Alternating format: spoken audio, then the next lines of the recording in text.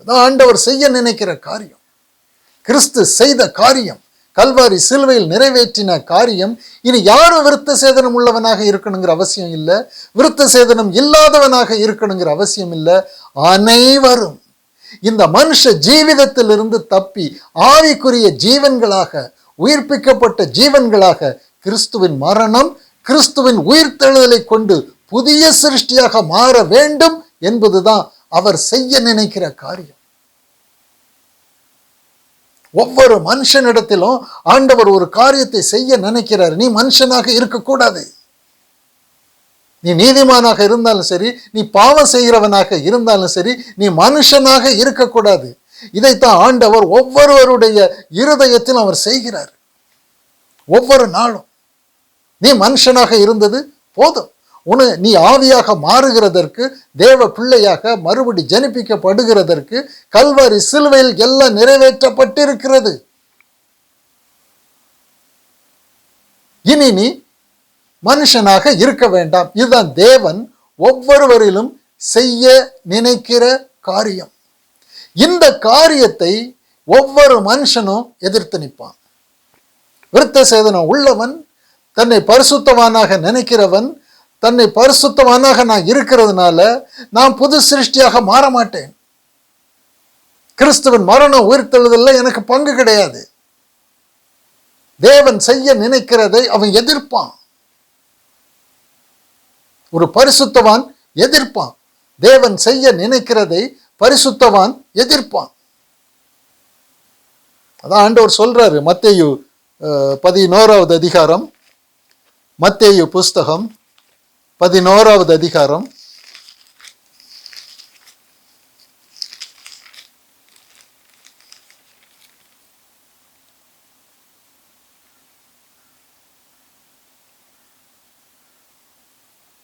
12வது வசனம்.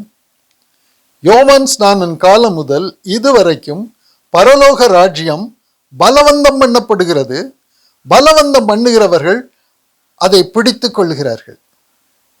பலவந்தம் பண்ணுகிறவர்கள் அதை பிடித்துக் கொள்ளுகிறார்கள். பரலோக ராஜ்யம் என்பது புதிய சிருஷ்டியாக மாறுகிறது. இயேசு கிறிஸ்துவின் மரணம் உயிர்த்தெழுதலை நம்பி விசுவாசித்து, பௌதிக மரணம் அவருடைய மரணம், ஆவிக்குரிய உயிர்த்தெழுதல் அவருடைய உயிர்த்தெழுதல், இப்படி பௌதிக வாழ்க்கைக்கு மரித்து ஆவிக்குரிய வாழ்க்கைக்கு நாங்கள் உயிர்ப்பிக்கப்பட்டிருக்கிறோம், தேவ பிள்ளைகளாக மாறி இருக்கிறோம் என்று விசுவாசிக்கிறதற்கு ஒரு பலவந்தம் தேவையாக இருக்கு. ஒரு கிரயம் கொடுக்க வேண்டியது இல்லை. பணமோ பொண்ணோ பொருளோ அல்ல. அழிவுக்கு ஏதுவான ஒரு மனுஷன் அழிவில்லாத ஆவிக்குரிய ஜீவனாக மாறுகிறதற்கு கிறிஸ்துவின் மரணம் உயிர்த்தெழுதலை விசுவாசிக்கணும், அவ்வளவுதான். அழிவில் இருந்து நீ அழியாமைக்கு தப்ப முடியும் என்றால் கிறிஸ்துவின் மரணம் உயிர்த்தெழுதலை உன்னுடைய மரணம் உன்னுடைய உயிர்த்தெழுதல் என்று நீ விசுவாசிக்கணும், அவ்வளவுதான். இதை யார் பலவந்தம் பண்ணுகிறார்களோ அவர்கள் பரலோக ராஜ்யத்தில் பிரவேசிக்கிறார்கள். யாரெல்லாம் பலவந்தம் பண்றாங்க?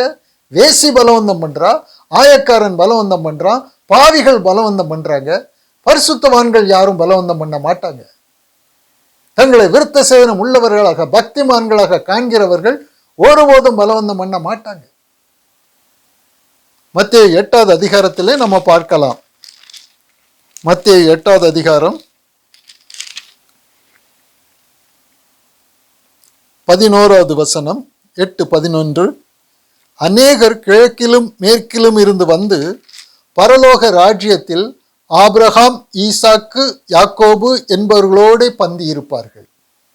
ராஜ்யத்தின் புத்திரரோ புறம்பான இருளிலே தள்ளப்படுவார்கள், அங்கே அழுகையும் பற்கடிப்பும் உண்டாயிருக்கும் என்று உங்களுக்கு சொல்லுகிறேன் என்றார்.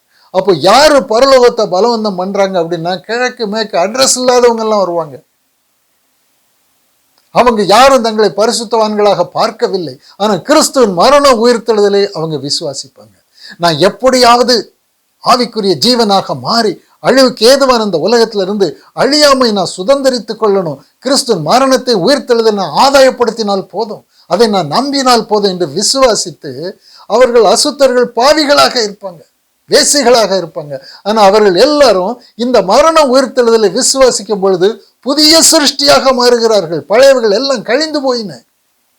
அவங்க பரலோக ராஜ்யத்திற்குள்ள பிரவேசிக்கிறாங்க, பலவந்தம் பண்றாங்க.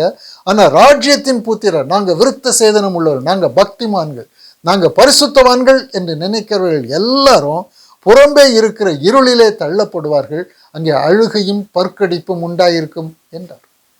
தேவன் செய்ய நினைக்கிற காரியம் ஒவ்வொருவனும் புதிய சிருஷ்டியாக மாறணும். அதை யாரும் தடை பண்ணவே முடியாது. நீ பரிசுத்தவானானும் சரி, உன்னில் தேவன் கிரியை பண்ணுவார். உன்னை புதிய சிருஷ்டியாக மாற்றுகிறதற்கு அவர் பிரயாசப்படுவார்.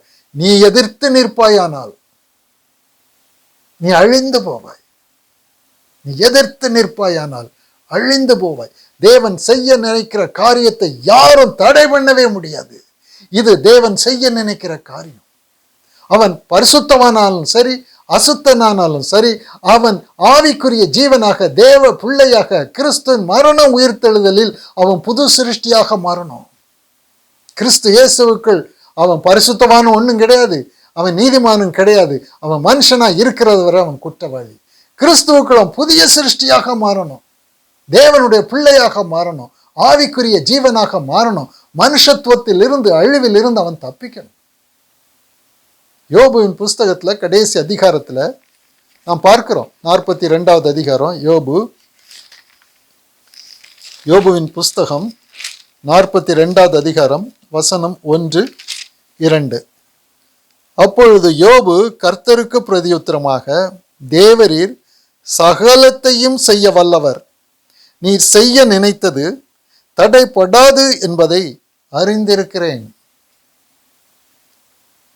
அவ்வளவு போராட்டத்திற்கு பின்பு, அவனுடைய வாழ்க்கையில் நடந்த மிகுந்த உபத்திரவத்திற்கு பின்பு அவர் கற்றுக்கொண்ட பாடம் இது. மிகுந்த போராட்டம், அது தெரியும் நமக்கு, யோபுவின் வாழ்க்கையில் நடந்த போராட்டம். அந்த போராட்டத்திற்கு பின்பு அவர் கர்த்தரிடத்திலிருந்து கற்றுக்கொண்ட பாடம் அவர் சொல்றாரு. தேவரீர் சகலத்தையும் செய்ய வல்லவர், நீர் செய்ய நினைத்தது தடைப்படாது என்பதை அறிந்திருக்கிறேன். தேவனுடைய தீர்மானம், அவன் யாரானாலும் சரி, அவன் பரிசுத்தமானாலும் சரி, அவன் அசுத்தனானாலும் சரி, ஒவ்வொரு மனுஷனும் தேவனுடைய பிள்ளையாக மாறணும் என்பது தேவன் செய்ய நினைத்திருக்கிறது.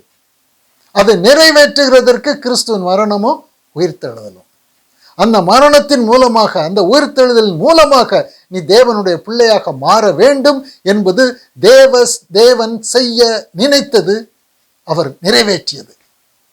இப்ப கிறிஸ்துவின் மரணமும் உயிர்த்தெழுதலும் ஒவ்வொரு மனுஷனுடைய வாழ்க்கையில் விசுவாசமாக மாற வேண்டும் என்பதற்காக ஆண்டவர் கிரியை பண்ணி கொண்டிருக்கிறார். இதான் தேவன் செய்ய நினைக்கிறது. என்னுடைய வாழ்க்கையில ஆண்டவர் நினைக்கிறார், இவனை மனுஷனாக நான் விடக்கூடாது, இவனை பாதாளத்துக்கு, நித்திய அக்கினிக்கு அவன் போகக்கூடாது. இவன் கிறிஸ்துவின் மரணம் உயிர்த்தெழுதலை இவன் விசுவாசித்து, இவன் தேவனுடைய பிள்ளையாக, ஆவிக்குரிய ஜீவனாக, மனுஷனாக அல்ல, ஆவிக்குரிய ஜீவனாக, உன்னத வாசியாக, தேவ குடும்பத்தின் பிள்ளையாக மாற்றணும். அப்படிங்கிறது தான் தேவன் என்னில் செய்ய நினைக்கிற காரியம். இது தடைபடாது. நான் பரிசுத்தவானாக இருந்து இதை நான் எதிர்த்தாலும் சரி, அல்லது நான் பாவியாக இருந்து நான் இதை எதிர்த்தாலும் சரி, இதை எதிர்க்க நான் ஆரம்பித்தால் நான் சங்காரமாவேன், அழிந்து போவேன். தேவன் செய்ய நினைக்கிறதை தடை பண்ண முடியாது. நீ தேவனுடைய பிள்ளையாக மாற வேண்டும் என்று கிறிஸ்துவின் மரணத்தை உயிர்த்தெழுதலையும் எனக்கு கொடுக்கிறதற்கு ஆண்டவர் வரும் பொழுது, அவர் அதற்கான கிரியைகளை செய்யும் பொழுது நான் தடை பண்ணுவேன். ஆனால் அது தடை பண்ணவே முடியாது.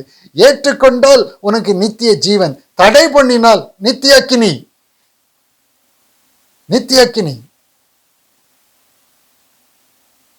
நான் என்னுடைய சுய இச்சையின்படி உலகத்துல ஒரு சௌகரியமான ஒரு வாழ்க்கை நான் வாழ்வேன் என்று சொல்லி யாரும் ஏமாந்து போகக்கூடாது.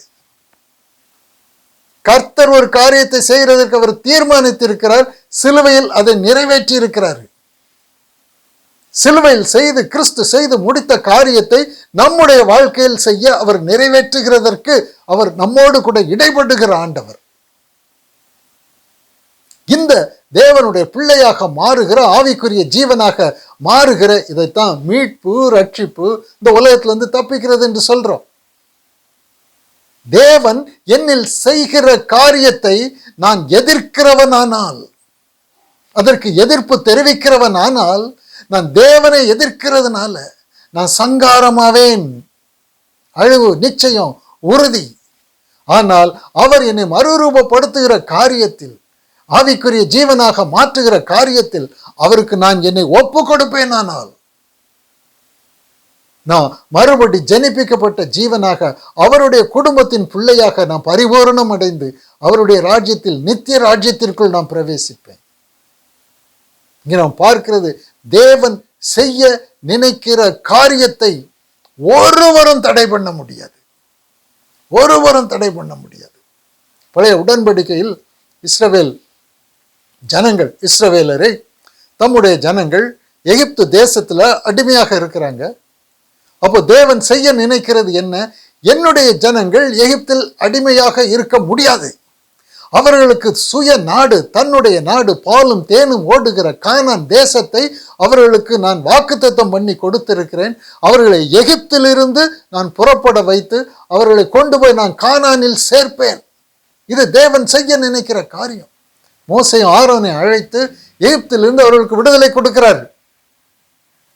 பார்வோன் விடமாட்டேங்கிறான். தேவன் செய்ய நினைக்கிறதை அவன் எதிர்க்கிறான்.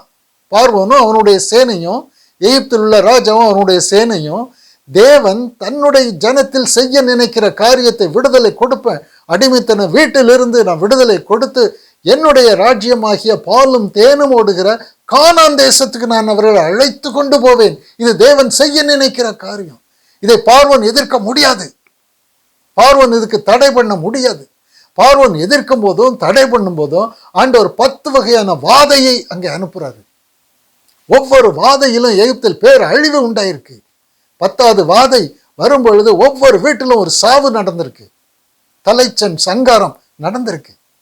இவ்வளவு பெரிய வாதையை அங்க கொடுத்து இந்த ஜனங்களை மீட்டு கொண்டு வர்றாரு. எகிப்தை விட்டு கடந்து அவங்க சிவந்த சமுத்திரத்தின் கரைக்கு வரும்பொழுது பார்வோனுடைய இருதயம் கடினப்பட்டது. அவன் இவங்களை நான் விடமாட்டேன், இந்த ஜனங்கள் எனக்கு அடிமையாக இருக்கணும், இவங்க தேவனுடைய ராஜ்யத்திற்குள்ள பிரவேசிக்க கூடாது என்று எதிர்த்து வருகிறான். அவனுடைய சேனை, குதிரை, ரதங்கள், வீரர்களோடு அவன் வந்து அவங்களை பின்தொடர்கிறான். தேவன் தம்முடைய பிள்ளைகளை சிவந்த சமுத்திரத்தை 2ஆக பிளந்து அதன் வழியே அவர் கூட்டிக் கொண்டு போறாரு. அவர்களும் அவர்களை பின்தொடர்ந்து சிவந்த சமுத்திரத்துக்குள்ள வர்றாங்க. ஒரு சூழ்நிலையில் தேவன் சங்காரத்தை ஆரம்பிக்கிறார். யாத்ராகமம் புஸ்தகம் 14வது அதிகாரம். யாத்ராகமம் 14வது அதிகாரம் 24, 25. 24வது வசனமும் 25வது வசனமும். கிழக்கு வெளுத்து வரும் ஜாமத்தில் கர்த்தர் அக்கினியும் மேகமுமான ஸ்தம்பத்திலிருந்து எகிப்தியரின் சேனையை பார்த்து அவர்கள் சேனையை கலங்கடித்து, நான் செய்ய நினைக்கிறதை நீ எப்படி எதிர்க்க முடியும்? என்னுடைய ஜனங்களை எகிப்தில் அடிமைத்தனத்தில் இருந்து சுயாதீன தேசமாகிய கானானுக்கு நான் அழைத்து கொண்டு போகிறது நான் செய்ய நினைக்கிற காரியம். அதை நீ எப்படி தடை பண்ண முடியும்? அவர்களை எப்படி நீ பின்தொடர முடியும்? அவர்களை எப்படி நீ மறுபடியும் அடிமையாக்க முடியும்? அவர்கள் எப்படி நீ எகிப்துக்கு நீ அழைத்து கொண்டு போக முடியும்? ஆண்டவர் யுத்தத்துக்கு வந்து நிற்கிறார். அவர் செய்ய நினைக்கிறதை ஒருவரும் தடை செய்ய முடியாது. நமக்கு அவர் நித்திய ஜீவனை கொடுப்பேன் என்று சொல்லி இருக்கிறார். அதை யாரும் தடை பண்ண முடியாது. அவர் செய்ய நினைக்கிறதை நானும் தடை பண்ண முடியாது, யாரும் தடை பண்ண முடியாது. தடை பண்ணுகிறவர்கள் சங்காரம் ஆவார்கள். அப்போ ஆண்டவர் அவர்களை கலங்கடிக்கிறார். இந்த இஸ்ரவேலரை பின்தொடர்ந்து வந்து அவர்களை பயமுறுத்துறாங்க. எகிப்தியரின் சேனையை பார்த்து அவர்கள் சேனையை தேவன் கலங்கடித்து அவர்களுடைய ரதங்களில் இருந்து உருளைகள் கழலவும் அவர்கள் தங்கள் ரதங்களை வருத்தத்தோட நடத்தவும் பண்ணினார். பெரிய குதிரை ரதங்களை கொண்டு வந்தாங்க. அதன் சக்கரங்கள் எல்லாவற்றையும் கழட்டி விடுறார் ஆண்டவர். ரதங்கள் எல்லாம் அப்படியே சரியுது, உருளைகள் கழலவும் அவர்கள் தங்கள் ரதங்களை வருத்தத்தோடு நடத்தவும் பண்ணினார். அப்பொழுது எகிப்தியர் இஸ்ரவேலரை விட்டு ஓடி போவும் கர்த்தர் அவர்களுக்கு துணை நின்று எகிப்தியருக்கு விரோதமாய் யுத்தம் பண்ணுகிறார் என்றார்கள். கர்த்தர் அவர் பட்சத்துல, அவங்க ஜனங்கள் பட்சத்துல இருக்கிறாரு. எகிப்தியருக்கு விரோதமா சிவந்த சமுத்திரத்துல கர்த்தர் யுத்தம் பண்ணுகிறாரு.